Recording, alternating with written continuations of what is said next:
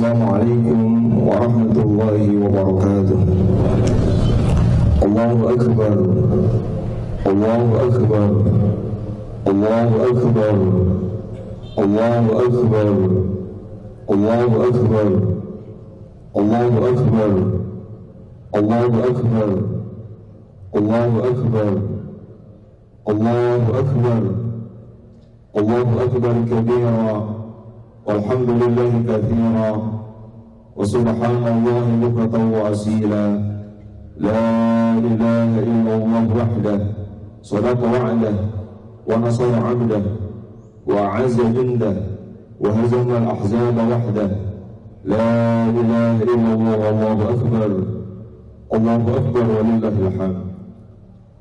Innal hamdalillah nahmaduhu wa nasta'inuhu wa nastaghfiruh wa na'udzu billahi min shururi anfusina wa min sayyiati a'malina. Man yahdihillahu fala mudilla lahu wa man yudlil fala hadiya lahu. Ashhadu an la ilaha illallah wahdahu la sharika lahu wa ashhadu anna sayyidana Muhammadan abduhu wa rasuluh. Amma ba'd.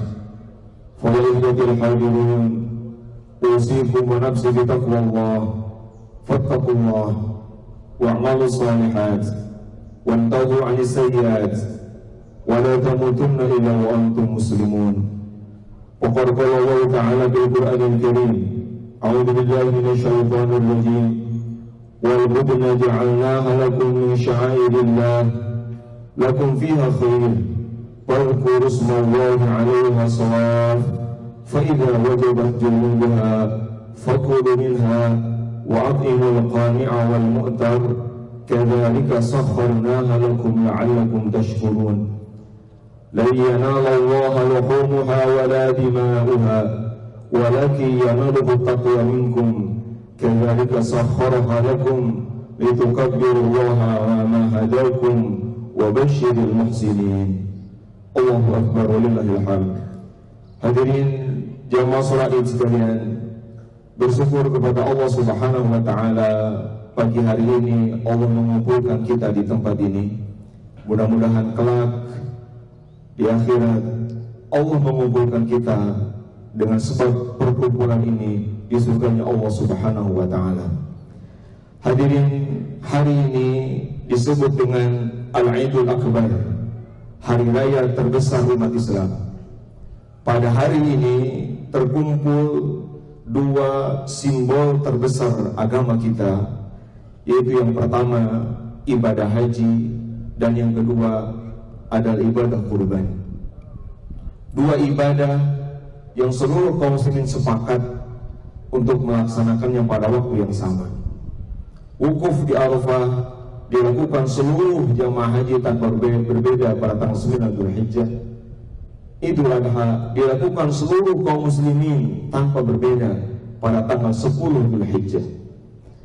Hadirin sekalian, penting di hari yang doa-doa diijabah saat ini, kita mendoakan saudara-saudara kita para jamaah haji seluruh dunia, wabil khusus Purwakarta, untuk kemakburan haji mereka, dan terutama kita sangat berharap kepada Allah Subhanahu wa taala, mereka-mereka yang ibadah haji tahun ini kembali ke Purwakarta membawa kualitas pribadi ala Ibrahim, sehingga para jamaah haji Purwakarta menjadi individu-individu baru yang memberikan pencerahan, perubahan di lingkungan terdekatnya, dari mulai keluarga, RT, RW sampai di kabupaten ini. Allahumma ij'al hajjahu mabrura, Allahumma ij'al hajjahum mabrura, Allahumma ij'al hajjahum mabrura, wa sa'yahum mashkura, wa dhanbahum maghfura, wa tijaratahum lan tabura. Ya Allah, jadikan haji mereka mabrur. Kembalikan mereka ya Allah ke tanah air ini, ke kampung halaman kami ini, dalam keadaan lebih baik daripada ketika mereka berangkat. Jadikan mereka ya Allah pribadi-pribadi yang tercerahi oleh keberkahan haji, sehingga menjadi pribadi-pribadi yang lebih baik daripada sebelumnya, membawa perubahan untuk diri, keluarga dan masyarakat. Hadirin jamaah sekalian, terkait ibadah kurban, di dalam surat paling pendek yang kita semua hafal, Al-Kautsar, dengan jelas di situ Allah Subhanahu wa taala mengatakan, "Inna a'tainakal kautsar, fashalli li rabbika wanhar, inna syani'aka huwal abtar." Di dalam 3 ayat paling pendek Al-Qur'an, Allah di situ berpesan tentang perintah kurban. Rasulullah SAW mengatakan, "Man wajada sa'atan falam yudahhi fala yaqrabanna musallana." Hadis yang oleh Al-Imam Abu Hanifah dijadikan dasar dalam ijtihad beliau bahwa kurban hukumnya wajib. Walaupun mayoritas ulama seperti Al-Imam Al-Syafi'i mengatakan hanya sunnah muakkadah saja.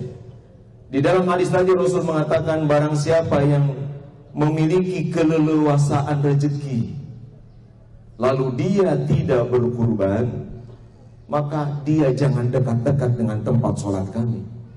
Hadirin sekalian, ini ancaman sangat keras, sehingga Imam Hanafi menjadikan hadis ini sebagai hujjah argumen kewajiban berkurban. Dilarang oleh Nabi mendekati musola. Musola yaitu tempat pelaksanaan sholat di lapangan terbuka seperti kita hari ini. Maka hadirin sekalian, sebagai pesan khutbah, pesan ketakwaan, saya mengajak pada pribadi dan semua, siapapun yang memiliki keleluasaan rezeki, cukup punya uang lebih dari biaya hidup selama 3 hari ke depan, hari ini dan ayam tasyrik, misalnya biaya hidup per hari sekian ratus ribu, hitung dikali 4 untuk 4 hari, lalu masih ada sisa, dan sisanya itu masih cukup untuk membeli kambing atau domba paling murah yang sesuai syarat, maka dia telah terkena perintah untuk berkurban. Maka jika yang belum sempat hari ini, Allah memberikan kesempatan 3 hari ke depan, sempatkan, berkurbanlah. Hadirin, di dalam ayat yang saya bacakan tadi, Allah mengatakan, "Kadzalika sakharnaha lakum la'allakum tashkurun." Binatang-binatang itu, binatang ternak, unta, sapi, kambing yang dikurbankan itu kami tundukkan sedemikian rupa kepada manusia. Padahal secara fisik mereka lebih kuat, secara fisik mereka lebih besar. Kita sering takut oleh binatang. Secara fisik banyak dari mereka yang lebih besar ukurnya dari binatang buas, bahkan banyak binatang buas kalah takut oleh mereka. Tetapi dengan segala kebaikan Allah, binatang-binatang yang secara fisik dan kekuatan itu mengalahkan kita, tetapi oleh Allah ditundukkan untuk kita. Sakharnaha lakum. Allah yang membuat karakter mereka tunduk pada kita, tunduk kepada manusia, lakum, dan untuk kebaikan manusia. Semua itu patut disyukuri, semua itu patut kita pahami sebagai kebaikan Allah Subhanahu wa taala, bahwa syariat kurban adalah cara cerdas syariat Islam membuat keseimbangan populasi hewan di dunia ini. Wallahu a'lam.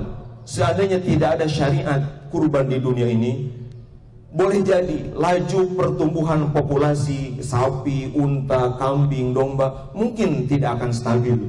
Kita tahu secara sederhana, jika jumlah mereka terlalu banyak, itu tidak baik untuk kehidupan. Jika jumlah mereka melebihi rumput, melebihi kepentingan air dan segala macam, itu akan berbuah kerusakan, ketidakseimbangan ekosistem.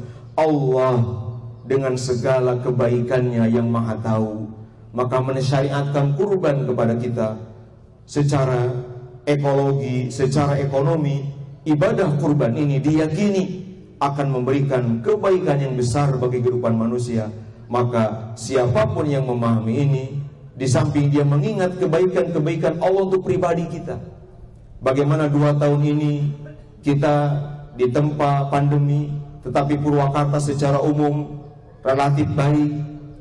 Hadirin jamaah sekalian, maka bentuk syukur kita kepada Allah diantaranya adalah dengan kerelaan mengorbankan harta uang, yang uang dan harta itulah yang selama ini membuat kita berjarak dengan Allah Subhanahu wa taala. Pangkas jarak-jarak itu, putuskan penghalang-penghalang itu, keluarkan uangmu sisakan hartamu, pastikan untuk akhirat. Itulah syukur. Hadirin jamaah sekalian, ketika kita berbicara ibadah kurban, kita pasti bicara sejarah haji, pasti bicara sejarah kurban, pasti bicara sejarah Nabi Ibrahim alaihissalam. Berbicara sejarah Nabi Ibrahim adalah berbicara sejarah sukses peradaban dibangun. Bagi kita, bagi Purwakarta yang punya visi hebat, Purwakarta istimewa, sangat penting menjadikan sejarah Nabi Ibrahim sebagai referensi pembangunan, referensi bagaimana peradaban dibangun. Yang akan saya uraikan ke depan bukan sekedar pemanis, bukan sekedar iming-iming, tetapi tips membangun individu dan peradaban yang telah jelas terbukti. Sukses story-nya telah ditunjukkan oleh Nabi Ibrahim alaihissalam turun-temurun sampai kepada keturunan beliau paling akhir, Nabiuna Muhammadun sallallahu alaihi wasallam. Hadirin sekalian, prinsipnya setelah datang syariat Rasulullah sallallahu alaihi wasallam, maka semua syariat dihapus. Ada satu kaidah mengatakan, syar'u man qablana laisa syar'an lana. Syariat para nabi dari sejak Nabi Adam sampai Nabi Isa itu bukan syariat kita.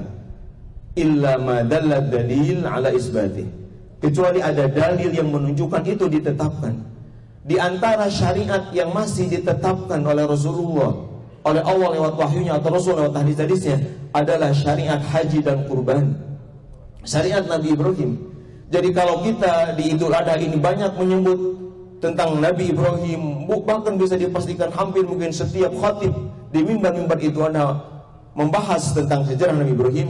Sesungguhnya Nabi Ibrahim menjadi populer, terkenal, disebut-sebut itu karena kemuliaan syariat Rasulullah SAW. Millah Ibrahim adalah juz'un min dini Nabi Muhammadin SAW. Millah Nabi Ibrahim yang di dalam Al-Quran Allah menyebut 6 kali kata millata Ibrahim. Semuanya dalam bentuk objek maf'ul bih yang harus diikuti, dipatuhi, dipegang, dijadikan referensi.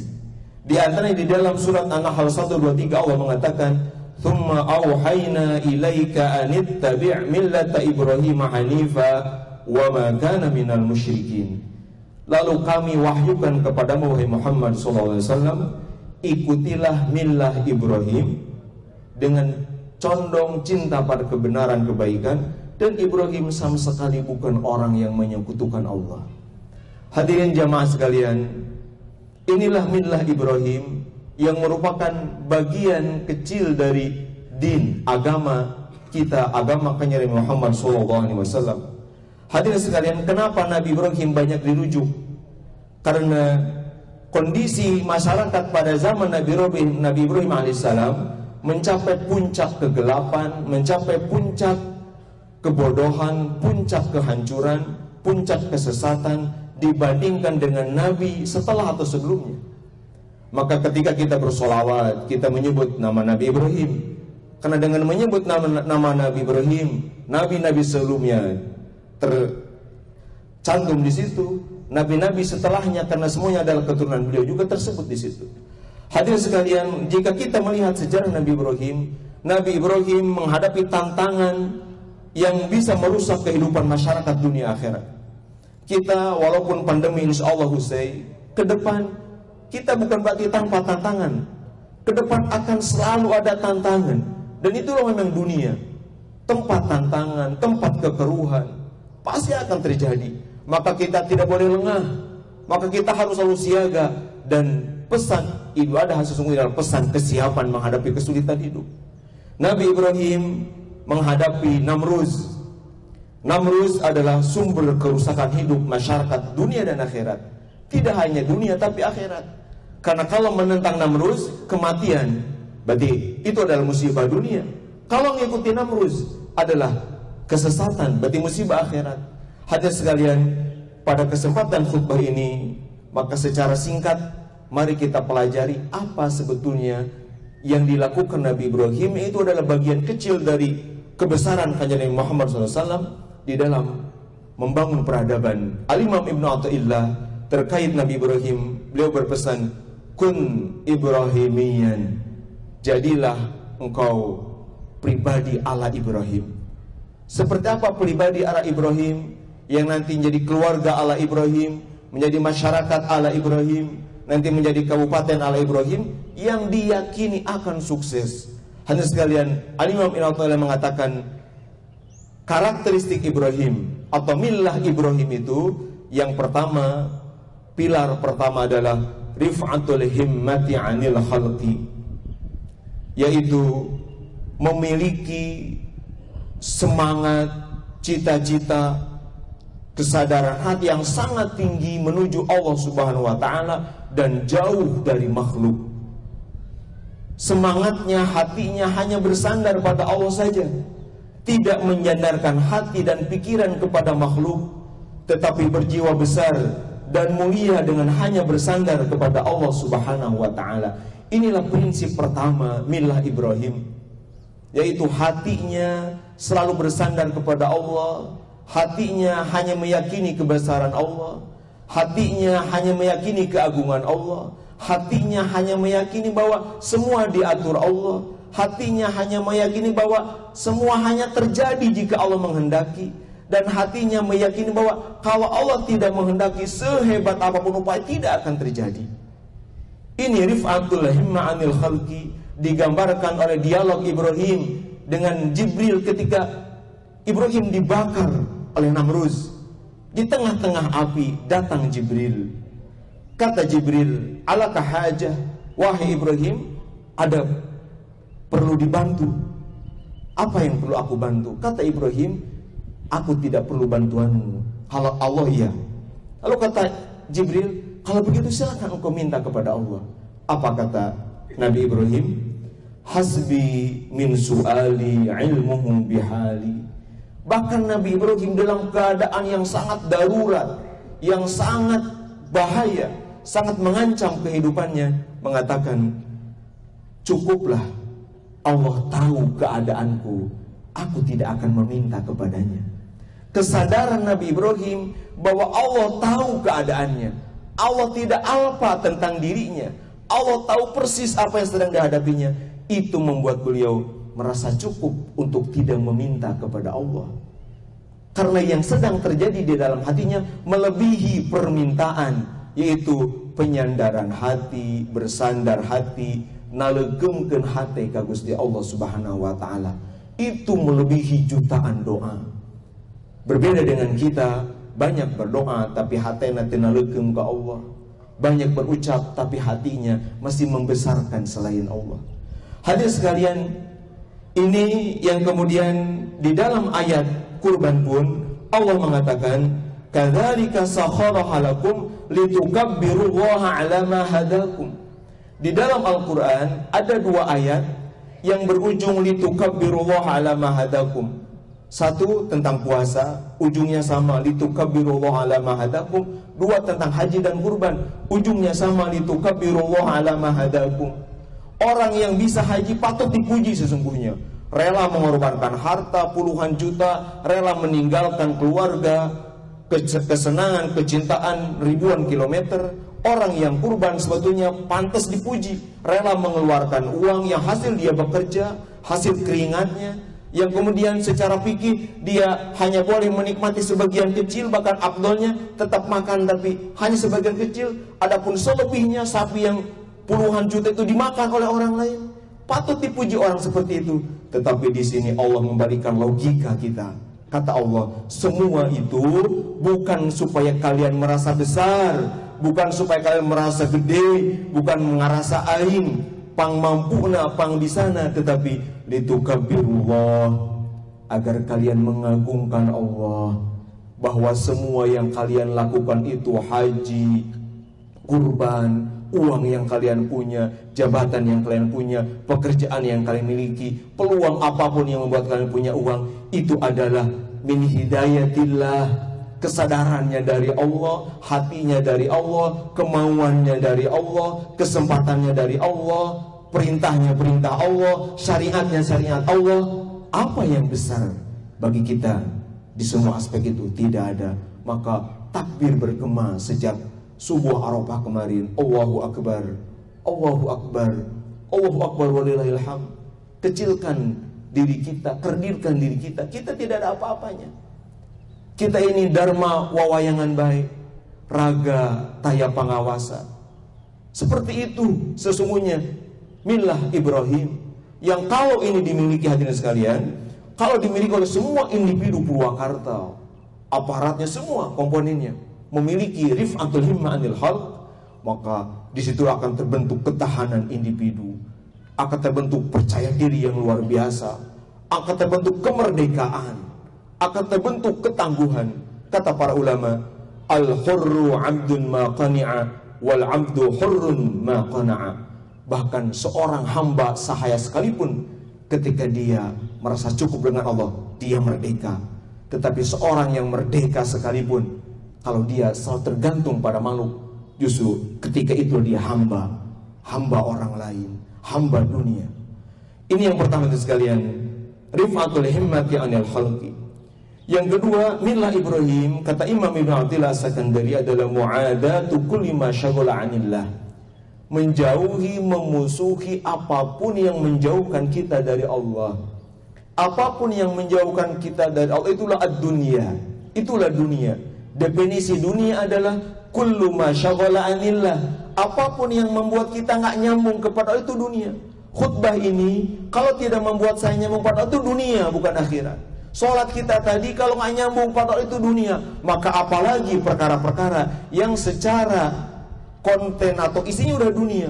Jabatan, bisnis, dagang, pekerjaan apapun, harta, rumah, kalau semua itu tidak menyambungkan kepada Allah, itulah ad-dunya. Itulah yang dilarang dalam agama kita. Nah, millah Ibrahim dibangun dengan kesadaran fa innahum aduwwun li illa rabbil alamin. Semuanya jika tidak bisa menyambungkan pada Allah, itu adalah musuh. Anak bisa jadi musuh kalau nggak membuat kita nyambung pada Allah. Siapapun, teman, sejawat, atasan, bawahan, guru, murid, rakyat, pemerintah, presiden, itu bisa jadi musuh yang harus dijauhi kalau masing-masing tidak jadi sebab kedekatan dengan Allah Subhanahu wa taala. Maka terkenal kata-kata Nabi Ibrahim, dia berikan dalam Al-Quran, alladzi khalaqani fahuwa yahdin, walladzi huwa yut'imuni wa yasqin, wa idza maridtu fahuwa yashfin. Bahwa kata